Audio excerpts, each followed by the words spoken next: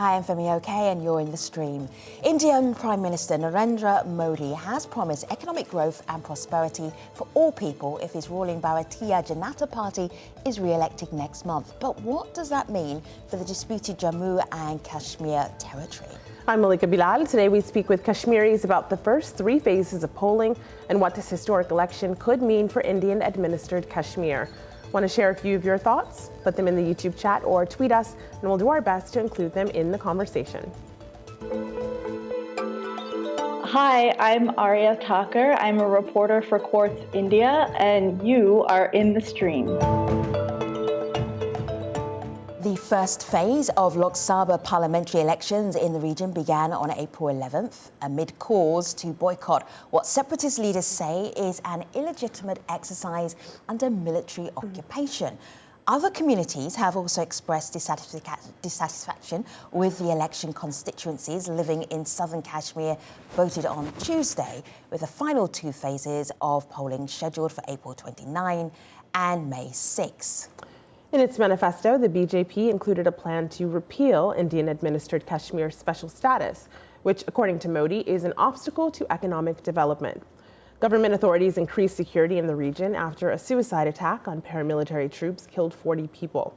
Authorities also restricted civilian movement along an arterial highway and shut down mobile internet services, measures that have not been well received by many Kashmiris.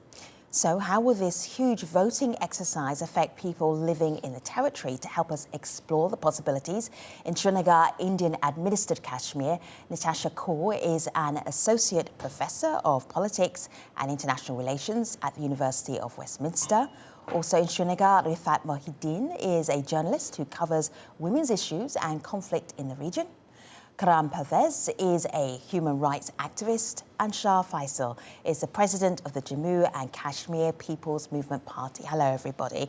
For the benefit of our international audience, they realise that India has huge elections ongoing right now, so big that they're broken down into several parts. Have a look here on my laptop, audience. You can see Jammu and Kashmir, the elections for 2019. There are 5 phases before you even get a sense of what the results might be. But not everybody is voting. There is a boycott going on right now. Khurram, can you explain to me why some people will say, I'm not going to the polls, I am not voting?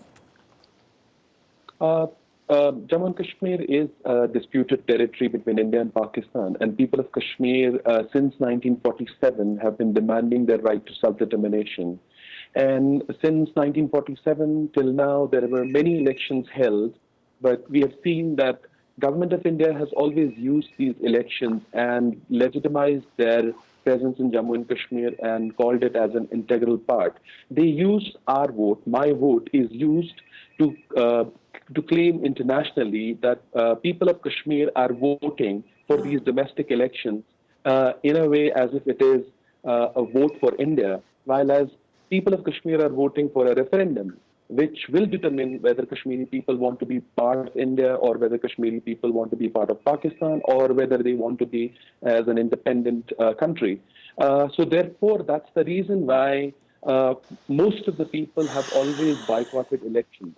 And in last few years, we have seen that the intensity of the boycott has increased. So in last 3 phases of election, also we have seen considerable boycott. And Srinagar and South Kashmir had more boycott, North Kashmir had less. Okay. But the general sentiment in Kashmir is of boycott. So you mentioned... Go ahead. I think it's also that boycott is not only, like, if we go on ground, what people tell us is that they have seen a lot of repression in recent years. Like in 2018, like, a lot of people were killed. Like, it was 230 rebels, like 150 civilians, and there were more arrests. There was like more search in their houses, and these the recent killings, the intensity of these arrests, and now you see the other measures, the hardline policies of BJP government in Kashmir. They think it's no point to vote because it's not going to change their situation. It's not going to change their lives. You know, Khurram, you mentioned earlier that the intensity of this boycott seems to have increased in the past few years. And that's definitely something that we're seeing online. So I wanted to share a few anecdotes from at least 3 people who explain why they are not voting. The first is Zarka on Twitter, and she says, I didn't vote because I didn't want to be a part of the statistic that Indian politicians use to justify their illegal occupation of Kashmir. Another person, Junaid on Twitter, says, we don't care which party it is, they're all the same for us. We want to raise our voice through boycott so that the international community will see that Kashmiris are rejecting Indian democracy. And then the last one is via a video comment. This is from a student in Kashmir. His name is Omar Zaki. He's an engineering student, and here's why he's not voting. Regarding elections in Indian-administered Kashmir, I think elections are means to suppress and distort the larger narrative of right to self-determination. The government of India has promised us this right to self-determination and basic plebiscite 70 years back. I didn't cast my vote as I believe that my vote may legitimize the military role as well as the occupation of the Indian state. To me, it seems that India's self-congratulation for giving the Kashmiris their own elected government is shameless. So Shah, he says this would legitimize military rule. You heard the anecdotes from people there who seem very discontent, and yet you started your own political party. Talk to us about that seeming disconnect, why people there don't seem to have that same enthusiasm that you do. I have a slight disagreement with the way electoral mainstream is often seen here. While I do agree with Khurram that this electoral process is at times misused to maybe kind of portray normalcy in Kashmir or to portray elections as an endorsement of the status quo. But then at the same time, I believe that, saying that the international community is very naive and they do not understand the ground realities in Kashmir, and they can be maybe misled into believing that that participation in the electoral politics is the endorsement of the status quo. I think that's also something which I need to question. But I do believe that boycott has been a regular feature of the elections in Kashmir, and the intensity of boycott which we saw in this election and the elections in the last couple of years, that has been unprecedented and has more to do with the policies of the central government, which we saw in last 4 to 5 years, the extreme shift of the policy of the right wing towards a hardline military approach to resolution and to conflict management in Kashmir. Yes, Natasha, go ahead. I can see you're about to say something. Go ahead. I'd like to push back a little bit on that, because I think that the numbers that we need to remember here are 17, 90, and 65. These are the numbers of polling booths that actually recorded 0 votes. Now, if as a voter anywhere in the world you try to imagine that there's a democratic exercise and nobody goes to vote at a booth, then I think that is significant. And elections, contrary to what is claimed as a festival of democracy, in Kashmir, they're a very grotesque carnival of securitization. Hours have to be restricted. The entire landscape, the schedule of the elections is structured because there needs to be enough security forces to be able to carry it out. So what does that tell us if elections are held under such conditions? And it's, I think, supremely ironic that elections are claimed as something that gives legitimacy to the government. It's a process of eliciting consent. But in contrast to that, there's a complete lack of people's engagement and a lack of consensus around the very need to have elections before anything else is properly addressed. It's not as if there are the elections and then something else is also taking place. In fact, the something else that is happening is the arbitrary closure of highways to civilians on specific dates, closure of LOC trade in the last few days, talks of repealing Article 370 and Article 35A. So Kashmir at the same time is used as a rallying cry for the right-wing extremists in India. And while Kashmiris are abject, are made abject and caught between this devil, this rock and a hard place type situation where they vote. If they vote, then they are merely putting a stamp of approval on their own oppression and the lack of any political component to either democracy or development. And if they don't, then there is a war of interpretation, and and people don't realize that many of those who do vote also end up voting for very specific neo-patrimonial clientelist type reasons because they may be related to the leaders. Natasha, I believe, the elections have been happening in spite of what we keep on saying. For the last 70 years, the participation in the elections has been, going up and going down. We have seen that sort of a roller coaster which the electoral participation has gone through. So while I do agree that at this moment the electoral mainstream is going through a serious legitimacy crisis, more so because we have not been able to deliver the way we have been, telling people and promising people that in, coming elections are going to provide you resolutions. But then at the same time, I think there is a huge constituency of people who still believe in electoral politics and who believe that maybe electoral politics can still be constructively used to maybe engage with Indians. So guests, let me just ask, Natasha, I know that you can't vote, but who from our other guests have actually voted or decided that they weren't going to vote, if you don't mind me asking? Go ahead, put your hand up so we can all see you. Okay. All right. I have voted for the first time in my life. Right. I have not voted ever in my life. This was the first election in which I participated. Because I want to be very candid here. You did not vote. But isn't that tell us why. Tell us why. If you did vote or you didn't vote, tell us why. Because it's not easy to vote if you're in Kashmir and Jammu. It's a very difficult situation to be able to do that. Yes. No, I did not vote because I see that it is a farcical exercise. There is a bigger question which we need to ask, that if Kashmir is an occupation, can within occupation democracy exist? I mean, and in last 70 years, what we have seen is that elections have happened, as Faisal said, that governments have been formed, people have participated, or sometimes boycott has happened. Governments have been formed in last 70 years. But these governments have only disempowered people of Kashmir. One thing I think one thing I see on the ground, what people have realized is that they think now they cannot be fooled. They have become politically very aware, and they see these mainstream local leaders who promise, who show new benefits, who promise new beginnings. They see them as an extension of the same brutal rule.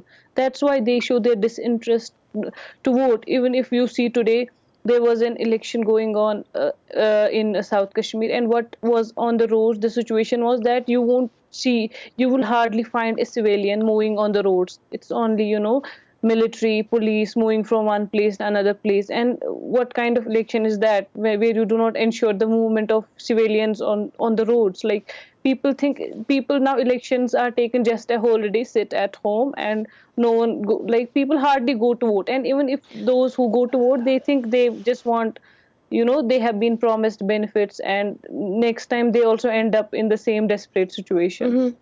Exactly. I think that if I may... Go ahead. May I speak? I think that there is this kind of circularity to the betrayal of expectations. So, I mean, I applaud Shah Faisal for taking that leap into electoral politics. And it's interesting that he did not vote before that. And I think that in itself is quite telling. But now, having done so, I mean, one does realize that this kind of circle of just betrayed expectations, that continues. And Khurram's point about the occupation is really important because, let's just take these words. Is democracy just procedurally holding of elections? If it's anything more than that, then how is it possible that in a place which is called a democracy, how is it possible that emergency powers legislation exists for decades on end? How is it possible that there is just ubiquitous militarization? Again, to your viewers, I would ask them to imagine, going out on streets where with a routine regularity, every few hundred meters, you see, soldiers with guns, you see evidence of militarization everywhere. You see these vehicles, you see people with literally arms ready at trigger. How is that in any definition? How is that indicative of a democracy? I'm not contesting the fact that elections per se are not a part of democratic exercise. They are important, but democracy has to be something more than procedural. And what we have instead is just this numerical focus on numbers, on a kind of like obsession with the arithmetic, the permutations and combinations that can somehow get people into power. But what does getting into power achieve? Natasha, I think you raised a good point, and it brings me to this tweet that I'm seeing that I want to get in here because Adil here kind of sums up what you were saying. He says, in Kashmir, the electoral process is nothing but a security operation. In the 90s, people were forced at gunpoint to vote, and today it has expanded from that overt coercion into a kind of a subtle coercion, patronage and co-option. That is one take on this, but I wanted to share with you a YouTube comment we got live. This is someone who says that Al Jazeera is being biased right now. and supporting Pakistan, not showing how Kashmir militants stopped or threatened people against voting. So, Khurram, I'll give this one to you. What would you say to this person on YouTube who says that we're not showing both sides of the story and there are other reasons why people weren't out there to vote? If you see the elections in Srinagar constituency took place on 18th of April. And Srinagar does not have much of militancy. There was no boycott campaign, but yet only 7% people voted. Srinagar is also less militarized as compared to north and south of Kashmir. So if people in Srinagar, without the pressure of militants, without the pressure of a boycott campaign, are choosing to boycott, what does it tell you? I think the Srinagar boycott is a bigger comment for the entire electoral process, because we understand also why people in north and south in the rural areas are voting, because of their vulnerabilities. There are innumerable vulnerabilities of the people for which they vote. They also feel that there has to be a buffer between armed forces, the Indian armed forces, and the people of Kashmir. And they think of these politicians who they are voting as a buffer sometimes, who would save them from the wrath of the Indian armed forces. Guest and Rifat, I want to play you this comment. It's from Mohammed Ashraf. He is a resident in Patan, and he voted on April the 11th, and he was using strategy. It was a strategic vote. Have a listen to why he voted. If we boycott the polls, it will only benefit the BJP. The government of India wants us to boycott the election. They are creating unrest because they want the BJP to come into power. I only cast my vote to keep the BJP at bay, as they have suppressed the Kashmiris. Rifat, you didn't vote. And that voter said, the reason I am voting is because of what the BJP say they may well do to Jammu and Kashmir. So by not voting, are you helping that to happen? The BJP party is saying we will consolidate India, Jammu, Kashmir, make that all part of India. So rather than being an autonomous territory, it's going to be part of India. That's what they say they will do. They're using perhaps this election as a referendum on that. If you didn't vote, are you not helping? I think it's not about helping or not helping. I'll say personally, I have never voted. Neither anyone in my family has voted. So I didn't even think about voting. But there are some people who think that if they want to save this Article 370, they want to vote. But that's a very small section of people who like vote and who say. But rest of the people, they have actually lost faith in the democracy. They have lost faith in elections. They are completely, they are mostly alienated from the mainstream politics. Even if new leaders emerge and they promise them they show them new dreams, they will give them benefits. But they are completely, they don't show any interest in all those things. So I think for me as well, of losing faith there. And speaking of losing faith, I wanted to share this because Shamim said something similar, that Kashmir has always been used as a tool by mainstream politicians to harvest votes from the rest of India. The fact is, most of the people in India aren't aware about the ground reality due to the relentless information warfare, which meanders the true nature of the conflict. And so I wanted to show you this article, this headline here, and I hear you trying to get in there, Natasha. This headline is from Omar Latif Miskar, and he talked to Kashmiris who said they feel like they are a campaign prop, but they're still voting. He actually sent us a video comment I'd like you to have a listen to. The thing that worries me really about these elections is that how Kashmiris have been rendered as sort of campaign props across mainland India. Like, for example, to garner votes and to appeal to their nationalist base. Someone from the ruling party in India says that they have given full authority to the security forces without any question in Kashmir. And this has real life consequences on Kashmiris, not just in Kashmir, but across like mainland India. So Natasha, what are those real life consequences?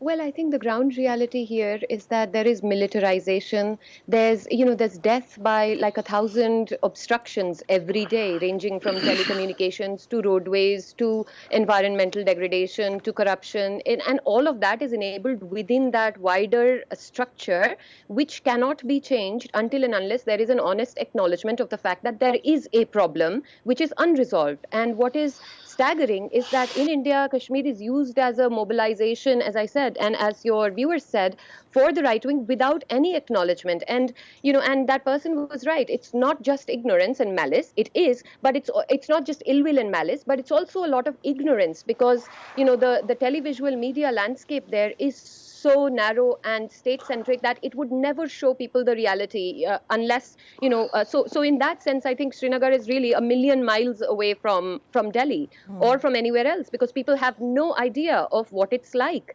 If they were to actually know a bit more, I think that would change, and channels like yours would not be accused of bias, because these are precisely the sorts of conversations we should be having. Everything in Kashmir is not about Pakistan. I mean, there's a whole range of issues that any sane thinking person would care about, and they range from from freedom to one end to roads on the other, and to corruption, and this channel is not even allowed in. We do not even get to watch the channel in Kashmir. I mean, that's basically the crisis which we are talking about. When I said that I went to vote and you talked about democracy, I said it more than the democracy, it was more about survival for us.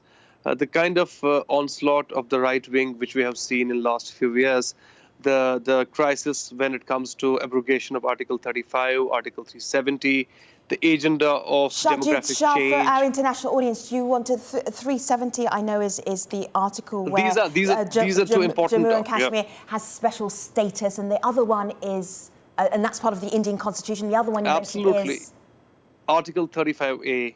Yeah. This is also related to the special status. Only people from Kashmir can own property. Outsiders cannot come in and own property. And that is potentially being threatened by the BJP. Yeah, so we have seen a ban on the civilian movement on the national highway, which is the only link that connects Kashmir to the rest of the world.